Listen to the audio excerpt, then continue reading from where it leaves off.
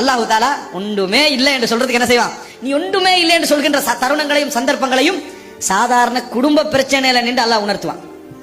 நம்ம அடிக்கிற பெருமைக்கு தானே குடும்பத்துல நீ இல்லாட்டி எப்படி, நான் இல்லாட்டி நீ எப்படி பொழைக்கிறேன்னு பாத்துக்கோ. நாமே பெத்தெடுத்து புள்ளையிட்ட பேசிக்கிட்டு இருக்கோம். நான் இல்லைன்னா பிச்சை எடுத்திருப்பீங்கன்னு சொல்லி பேசுற பெற்றோர்கள் இருக்கிறாங்க. சுபஹானல்லாஹ்.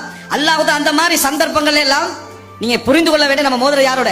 அல்லாஹோட. இந்த உலகத்தில் எவர் மீதும் தேவையில்லாமதான் அல்லாஹ் தஆலா படைச்சுக்கிறான். ஆனா ஒரு கோஆபரேஷனான லைஃப் எல்லாம் எங்களுக்கு அமைச்சு தந்திக்கிறான். என்னாலதான் என்று நம்ம நினைக்கிற கட்டங்கள் என்றைக்கும் என்ன செய்யக்கூடாது, வரவே கூடாது. நம்ம உடனே இந்த புள்ளையோட நிலைமை என்ன ஆகுறது, நீ இல்லாட்டி என்ன ஆகும் நினைக்கிற, நீ உனக்கு என்ன ஆகிச்சு?